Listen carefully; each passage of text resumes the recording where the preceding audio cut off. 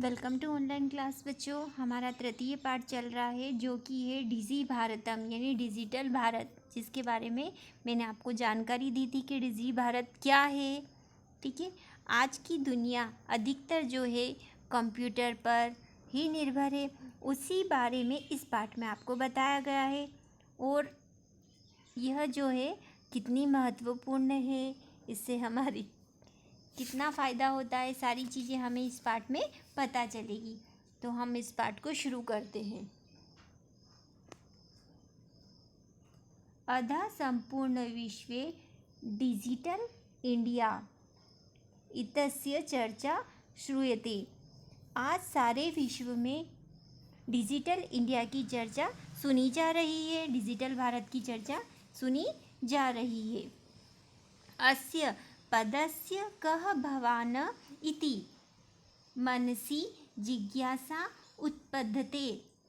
इस पद का क्या भाव है, मतलब जिज्ञासा बताई जा रही है, सुनी जा रही है, तो इस पद का क्या भाव है, यही इसका पूछा जा रहा है कि क्या भाव है। यानी इसमें बताया जा रहा है कि मन में यह जानने की इच्छा उत्पन्न करना, जिज्ञासा यानी जानने की इच्छा। काल परिवर्तनेन सह मानवस्य आवश्यकता अपि परिवर्तते। समय के परिवर्तन के साथ मनुष्य की आवश्यकता भी बदल रही है। प्राचीन काले पुराने समय में ज्ञानस्य आदान प्रदानम मौखिक आसीत्। पुराने समय में जो है ज्ञान का आदान प्रदान यानी ज्ञान को प्राप्त करना और ज्ञान को देना, दोनों ही कार्य मौखिक रूप से ही किए जाते थे। विद्या न श्रुत परिवर्तया ग्रहते सम। विद्या वैदिक परंपरा से ही प्राप्त की जाती थी, मतलब पुराने समय में वैदिक रूप से ही विद्या को दिया जाता था और ग्रहण भी किया जाता था। अन्यत्र बाद में तालपत्रोपरि भोजपत्रोपरि च लेखन कार्यम आरब्धम।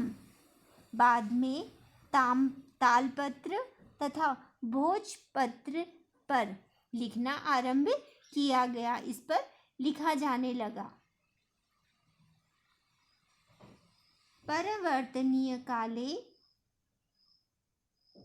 बाद के समय में परिवर्तन हुआ और बाद के समय में कृग दृश्य लेखनीय च आविष्कारेण सर्वेषामेव मनोगताम भावानाम कर्गदोपरि लेखनम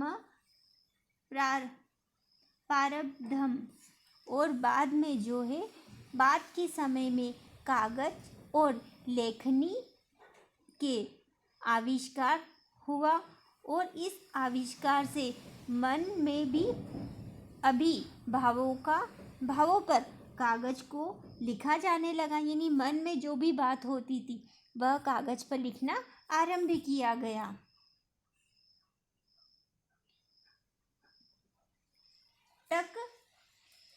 टंडक यंत्रस्य आविष्कारेण तु लिखिता सामग्री टंडिता सती बहुकालाय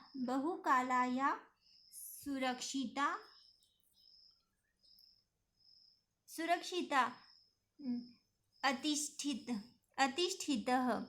इसके द्वारा जो है बहुत समय तक, यानी जब इसका उपयोग किया गया, कागज का उपयोग होने लगा, उसके बाद यहाँ पर जो है और भी परिवर्तन हुआ। टक यंत्र यानी टाइपराइटर या फिर टाइपिंग के द्वारा इसका आविष्कार किया गया और टक यंत्र के आविष्कार से टंकित हुई लिखित सामग्री बहुत समय तक सुरक्षित रहने लगी, जो भी टाइप किया जाता था वह काफ़ी समय तक सुरक्षित ये रहने लगी। यंत्र इस टाइप के माध्यम से काफ़ी समय तक वहाँ पर सुरक्षित रहने लगी। टंडक यंत्रस्य आविष्कारः तु लेखनीय सामग्री टंडिता सती बहुकालाय सुरक्षिता अतिष्ठिता, यानी काफ़ी समय तक वह सुरक्षित रहने लगी। वैज्ञानिक वैज्ञानिक तकनीक प्रगति यात्रा पुनरपि अग्रे गता। वैज्ञानिक तकनीकी की प्रगति की यात्रा और भी आगे बढ़ने लगी, यानी वैज्ञानिक और भी नए नए आविष्कार करने लग गए। अतः सर्वाणि कार्याणि संडक नामनेकः यंत्रेण साधितानि भवन्ति।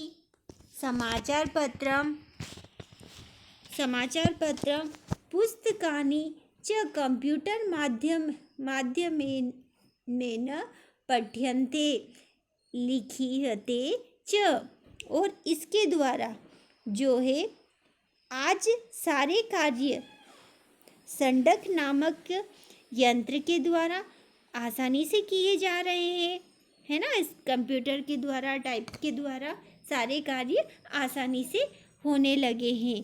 कागज के उद्योग में वृक्षों के उपयोग के लिए वृक्ष काटे जाते थे। जो कागज का उद्योग किया जाता था उसके लिए बहुत सारे पेड़ों को काटा जाता था।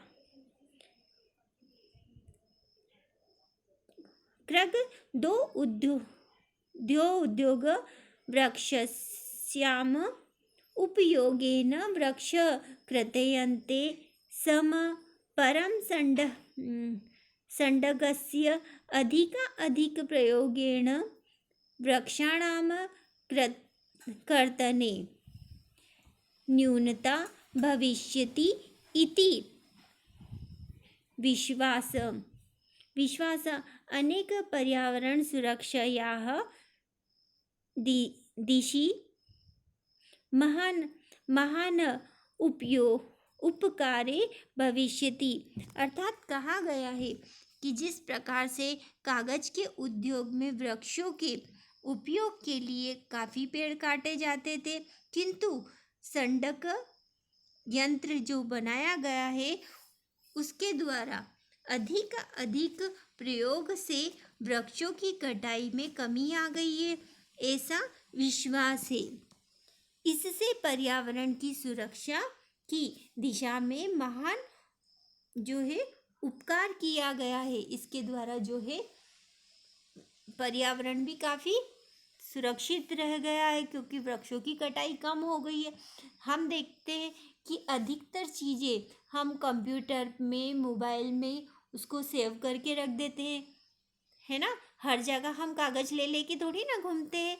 इसीलिए कहा जा रहा है कि इसके द्वारा वृक्षों की कटाई में भी परिवर्तन आ गया है, वृक्षों की कटाई कम हो गई है। ठीक है, आपको ये यहाँ तक का पाठ समझ में आ गया होगा।